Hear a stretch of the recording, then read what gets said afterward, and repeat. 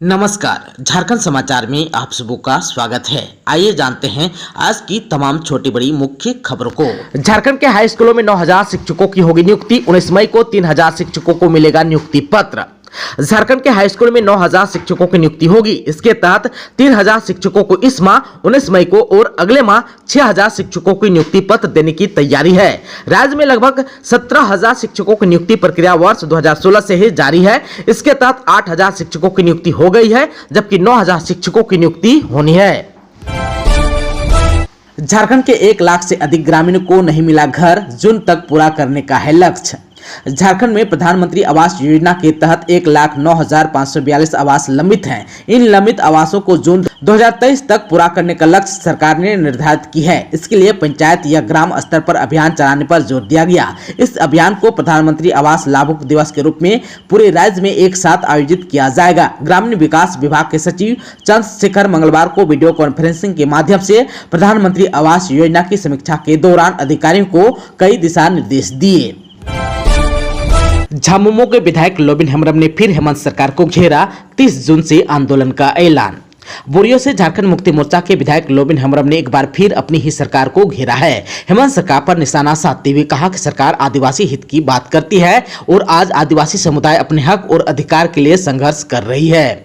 हेमंत सरकार को इस ओर कोई ध्यान ही नहीं है। राजधानी रांची के पुराने विधानसभा परिसर में पत्रकारों से बातचीत करते हुए विधायक लोबिन हेम्ब्रम ने कहा कि जिस उद्देश्य से झारखंड अलग हुआ था वह उद्देश्य अब तक पूरा नहीं हो सका है। वर्तमान सरकार को घेरते हुए विधायक कहते हैं कि आज तक सरकार CNT, SPT और पेशा एक्ट लागू नहीं कर पाई। कहा कि अगर करती तो आज आदिवासियों की जमीन इस तरह न हड़पी जाती। कहा कि आज राज्य में छवि रंजन जैसे कितने छवि हैं जो झारखंड के गरीब लोगों की जमीन को लूटने का काम कर रहे हैं। हेमंत सरकार पर निशाना साधते हुए कहा कि यह सरकार की नाकामी है कि आदिवासियों की जमीन बचाने के लिए सरकार कुछ नहीं कर सकी। कहा कि जब जब मैं आवाज उठाया तब तक मुझे बागी कहा गया। इसके बावजूद मैं राज्य के लोगों का हित ही करता रहूंगा। कहा कि आदिवासियों के पास जो जमीन है उसे हड़पा जा रहा है। छात्र सड़क पर उतरकर आंदोलन कर रहे हैं और पुलिस उन पर लाठियां चला रही है। इधर जो है विधायक लोबिन हेम्ब्रम ने कहा कि सरकार को कुछ तो सोचना ही चाहिए। जिस मेहनत और आंदोलन की बदौलत झारखंड राज्य का गठन हुआ था, उस आंदोलन और मेहनत को आज कोई याद नहीं कर रहा है। मैं बार बार आवाज उठा रहा हूं। कहा कि सरकार के पीछे मैं डंडा लेकर तो नहीं घूम सकता। उन्होंने कहा कि जल्द ही इस दिशा में सरकार कोई कदम नहीं उठाती तो इस सरकार के खिलाफ भी आंदोलन करने से गुरेज नहीं करेंगे। कहा कि आगामी 30 जून को सिद्धो कान्हू की जन्मस्थली भोगनाडीह से राजनीतिक विस्फोट होगा। बिहार के सीएम नीतीश कुमार 10 मई को आ रहे हैं रांची। झारखंड के सीएम हेमंत सोरेन से करेंगे मुलाकात। जदयू नेता और बिहार के मुख्यमंत्री नीतीश कुमार आज यानी कि 10 मई को रांची आएंगे। उनके साथ जदयू के राष्ट्रीय अध्यक्ष और लोकसभा में पार्टी के नेता राजीव रंजन सिंह उर्फ ललन सिंह भी रांची पहुंचेंगे।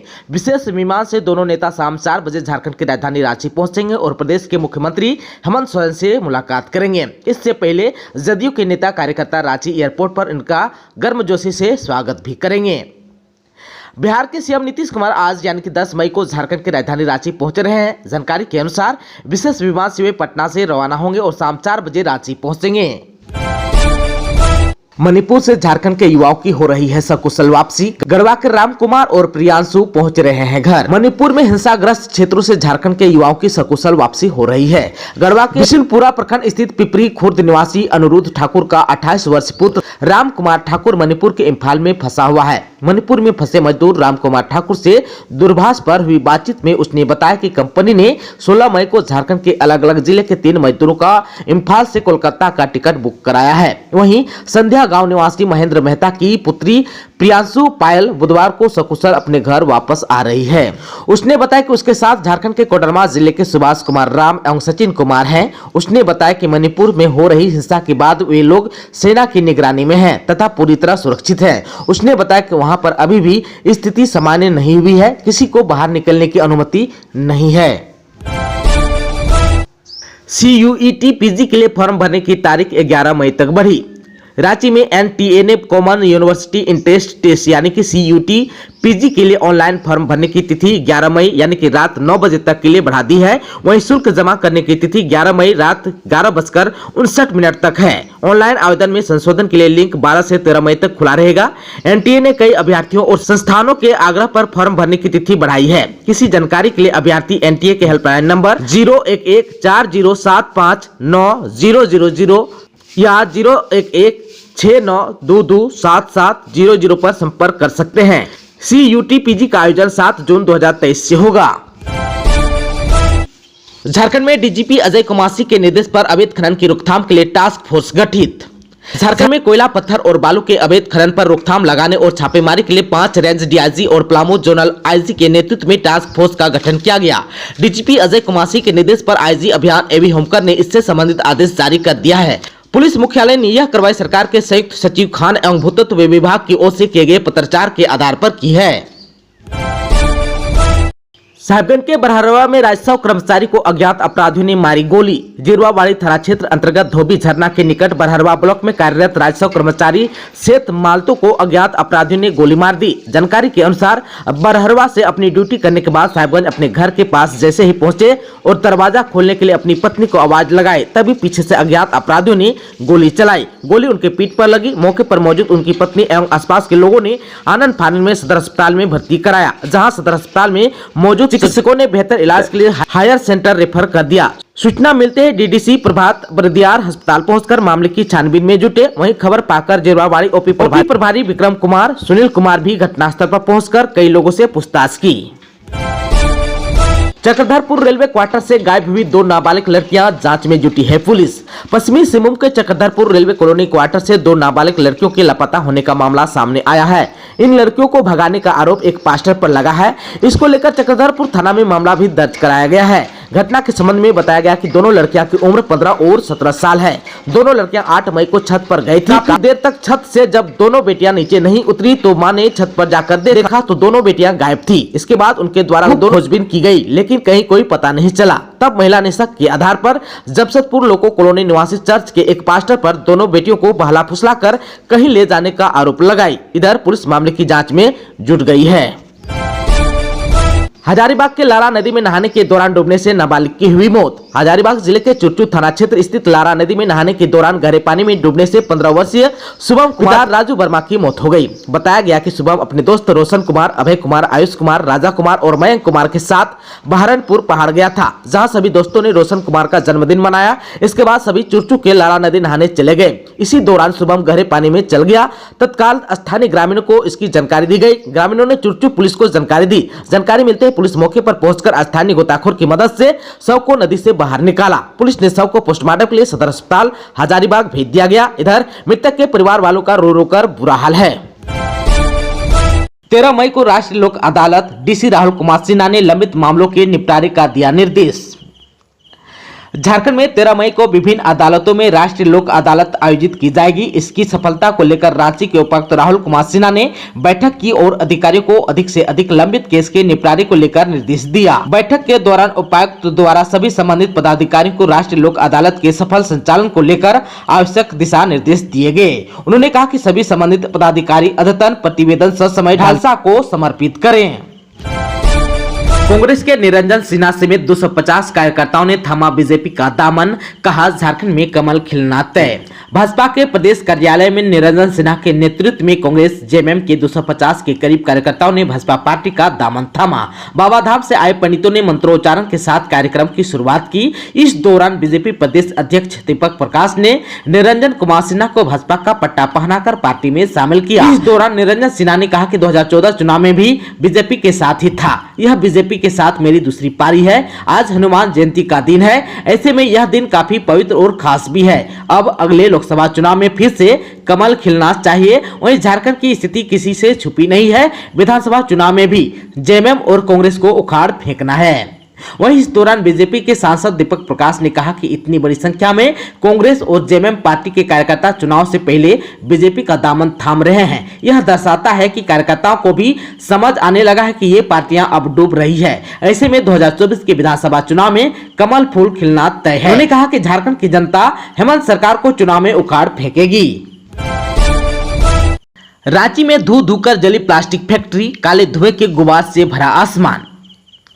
मंगलवार सुबह करीब 11:30 बजे राजधानी रांची के ओरमांझी थाना क्षेत्र के एक प्लास्टिक फैक्ट्री में भीषण आग लग गई। चंद मिनटों में ही आग ने भयानक रूप ले लिया और पूरे इलाके में हड़कंप मच गया। इससे पहले कि लोग कुछ समझ पाते, आग की लपटें पूरी फैक्ट्री में फैल गई और देखते ही देखते फैक्ट्री धू धू कर जलने लगी। लोग इधर उधर भागने लगे। आनन फानन में अग्निशमन विभाग को आग लगने की सूचना दी गई। आग लगने के 2 घंटे बाद दमकल की वाहन घटनास्थल पर पहुंची। इसके बाद दमकल कर्मियों की मदद से आग बुझाने का प्रयास किया गया। आप सबको बता दें कि यह आग हुटुप में प्लास्टिक के सामान बनाने वाले एक कारखाने में लगी, जिसमें कुर्सी बनाई जाती थी। आग प्लास्टिक फैक्ट्री में लगी थी, जिसके कारण फैक्ट्री के आसपास काले धुएं का गुबार भर गया और थोड़ी देर के लिए आसमान पूरा काला दिखने लगा। इसके साथ ही लोगों को भी परेशानी हुई। इस आग लगी में लाखों की संपत्ति जलकर राख हो गई। आग लगने की वजह शॉर्ट सर्किट बताई जा रही है। हालांकि इस घटना में किसी के हताहत होने की खबर नहीं है। गुमला शहर में अतिक्रमण पर चला बुलडोजर, 1 दर्जन दुकानें हुआ ध्वस्त। गुमला प्रशासन ने मंगलवार को अतिक्रमण पर बुलडोजर चलाया। प्रशासनिक टीम द्वारा अचानक से चलाए गए अतिक्रमण हटाओ अभियान से सड़कों के किनारे फुटपाथ पर दुकान लगाने वाले दुकानों में हड़कंप का माहौल रहा। अतिक्रमण हटाने के लिए प्रशासनिक टीम बुलडोजर लेकर साथ साथ चल रही थी। इस दौरान कई दुकानदारों की गुमटियों को जब्त कर लिया गया। महाराणा प्रताप की जयंती पर बोले बीजेपी नेता बाबूलाल मरांडी, नहीं भुलाया जा सकता है इनका बलिदान। झारखंड के सरायकेला खरसावां जिले के राजनगर प्रखंड के लोधा गांव स्थित हेमंत सिंहदेव के आवास पर मंगलवार को क्षेत्रीय समाज की ओर से धूमधाम के साथ महाराणा प्रताप की जयंती मनाई गई। पूर्व मुख्यमंत्री बाबूलाल मरांडी समेत भाजपा के पूर्व प्रदेश अध्यक्ष दिनेशानंद गोस्वामी मौके पर मौजूद थे। इस मौके पर बाबूलाल मरांडी के साथ तमाम अतिथियों ने महाराणा प्रताप के चित्र पर माल्यार्पण कर श्रद्धा सुमन अर्पित किया। झारखंड के पूर्व सीएम और बीजेपी विधायक दल के नेता बाबूलाल मरांडी ने इस मौके पर कहा कि जिस प्रकार महाराणा प्रताप ने अपने देश और जनता के लिए संघर्ष करते हुए अपने प्राणों की आहुति दी थी, उसे कभी भुलाया नहीं जा सकता है। उन्होंने कहा कि आज के समय में उनके आदर्शों का अनुसरण करते हुए देश और राज्य का विकास किया जा सकता है। इस मौके पर बाबूलाल मरांडी, दिनेशानंद गोस्वामी, हेमंत सिंहदेव, विनय सिंहदेव, गोपाल सिंहदेव, बसंत सिंहदेव सहित काफी संख्या में लोग उपस्थित थे। पूर्वी सिंहभूम के चाकुलिया में नाबालिग के साथ सामूहिक दुष्कर्म, पुलिस ने 3 युवकों को किया है गिरफ्तार। पूर्वी सिंहभूम के चाकुलिया थाना क्षेत्र में 17 वर्षीय एक नाबालिग के साथ सामूहिक दुष्कर्म का मामला सामने आया। बताया गया कि अपने मामा के घर महामौड़े पूजा देखने आई नाबालिग से युवकों ने दुष्कर्म किया। इस मामले में पुलिस ने 3 युवकों को गिरफ्तार किया है। बताया गया कि पीड़िता के पिता झारखंड पुलिस में बतौर सिपाही कार्यरत हैं। आप सबको फिर से एक बार बता दूं कि पीड़िता के मुताबिक अपने मामा के घर महामौड़े पूजा देखने आई थी। इस दौरान उसका प्रेमी भी महामौड़े में शामिल होने के लिए मामा के घर पहुंचा। देर रात तक पूजा अनुष्ठान चल रहा था। इसी बीच पीड़िता अपने प्रेमी के साथ घर के समीप ही नवनिर्मित भवन में घूमने के लिए चली गई। तब रात के 1:30 बज रहे थे। इसी बीच वहां 3 युवक आ पहुंचा। इन युवकों ने पीड़िता के प्रेमी को डरा धमका कर उसके जेब में रखे 800 रुपए छीन लिए। इसके बाद तीनों युवकों ने पीड़िता को बाइक में जबरन बिठाकर गांव के समीप ही एक डैम के किनारे ले गया, जहां बारी बारी से तीनों ने पीड़िता के साथ सामूहिक दुष्कर्म किया। इस दौरान पीड़िता चिल्लाती चिल्लाती रही, लेकिन तीनों युवकों ने एक नहीं सुनी। इस बीच प्रेमी ने घर जाकर घटना की जानकारी दी। पीड़िता के परिजन भी उसे ढूंढने के लिए निकले। सुबह के करीब 4 बजे दुष्कर्म के बाद युवकों ने बाइक पर बिठाकर पीड़िता को घर जाने के रास्ते तक छोड़कर भाग निकले। तभी परिजन भी ढूंढते ढूंढते पीड़िता के पास पहुंचे। परिवार वालों को देख पीड़िता पूरी घटना की जानकारी दी। इस बीच पीड़िता के चाचा ने पीछा करते हुए एक आरोपी अजय मुर्मू को धर दबोचा। परिजनों ने पकड़े गए युवक की जमकर पिटाई की। सूचना पाकर चाकुलिया पुलिस मौके पर पहुंची। युवक को चाकुलिया CHC ले जाया गया, जहां इलाज के बाद उसे थाने लाया गया। पकड़े गए युवक की निशानदेही पर अन्य 2 आरोपी महेश्वर महतो एवं सृजन टुडू को भी पुलिस ने गिरफ्तार कर लिया। झारखंड के इन गांवों के ग्रामीण चेहरे को मच्छरदानी से ढकने को है मजबूर। 20,000 की आबादी का जीना हुआ दूभर। पूर्वी सिंहभूम जिला अंतर्गत घाटशिला अनुमंडल के गांव में मक्खियों ने नाक में दम कर रखा है। ग्रामीणों का जीना दुभर कर दिया है। दिन हो या रात मक्खियों की भनभनाहट इनका पीछा नहीं छोड़ती। नौबत यहां तक आ गई है कि ग्रामीण मक्खियों से बचने के लिए अपने चेहरे को मच्छरदानी के टुकड़े या पतले कपड़े से ढककर दैनिक कामकाज कर रहे हैं। दिन हो या रात मच्छरदानी में बैठकर खाना खाते हैं। बच्चे मच्छरदानी के अंदर पढ़ाई करने को मजबूर हैं। चेहरा ढक कर स्कूल जा रहे हैं और खेल कूद कर रहे हैं, यानी कि इनकी जिंदगी मच्छरदानी में सिमट सिमट कर रह गई। बंगाल और ओडिशा सीमा से सटे घाटशिला के बिहार जंगलों में स्थित इन गाँव के लोगों के लिए ये मक्खियाँ बीते 1 महीने से नई मुसीबत बन गई है। अनुमंडल के पहाड़ों पर स्थित 100 से अधिक गाँव की लगभग 20,000 आबादी इससे परेशान है। तकरीबन 1 महीना से इन लोगों की रोजमर्रा की जिंदगी तबाह हो चुकी है। धनबाद की अदालत ने हाईवा ड्राइवर की हत्या के दोषी पप्पू मंडल को सुनाई उम्र कैद की सजा, 10,000 जुर्माना भी। धनबाद के हाईवा चालक लोयाबाद निवासी सूरज रविदास की हत्या मामले में मंगलवार को अदालत ने अपना फैसला सुनाया। धनबाद के प्रधान जिला एवं सत्र न्यायाधीश राम शर्मा की अदालत ने पप्पू मंडल उर्फ पुरुषोत्तम मंडल को उम्र कैद की सजा सुनाई और 10,000 रुपए का जुर्माना किया। अभियोजन का संचालन प्रभारी लोक अभियोजक अनिल कुमार सिंह ने किया। अदालत ने 8 मई को पप्पू को दोषी करार देते हुए न्यायिक हिरासत में जेल भेज दिया था। प्राथमिक मृतक की पत्नी मधुदेवी की शिकायत पर लोयाबाद थाना में 24 अक्टूबर 2021 को दर्ज की गई थी। हजारीबाग के बड़का गांव क्षेत्र में कोल माइंस के सीनियर अधिकारी की गोली मारकर हत्या, बॉडीगार्ड घायल। हजारीबाग के बड़का गांव थाना क्षेत्र स्थित हेटगाड़ा में अपराधियों ने दिन दहाड़े ऋत्विक कोल माइंस के प्रोजेक्ट कोऑर्डिनेटर शरद कुमार की गोली मारकर हत्या कर दी गई। गोली उनके सीने में लगी थी। साथ ही बॉडीगार्ड पुलिस के जवान राजेंद्र प्रसाद को भी गोली लगी। तत्काल इलाज के लिए हजारीबाग ले जाया गया, जहां इलाज के दौरान शरद कुमार की मौत हो गई। वहीं घायल बॉडीगार्ड राजेंद्र प्रसाद का इलाज अभी भी जारी है। जानकारी मिलते ही पुलिस मौके पर पहुंचकर जांच में जुट गई है। दोस्तों, अभी तक आपने चैनल को सब्सक्राइब नहीं किया है तो प्लीज चैनल को सब्सक्राइब कर बेल आइकन को प्रेस कर दीजिएगा ताकि खबरों का अपडेट आपको मिलता रहेगा। इसके साथ ही आज के खबरों में बस इतना ही। हमें दीजिए इजाजत। नमस्कार।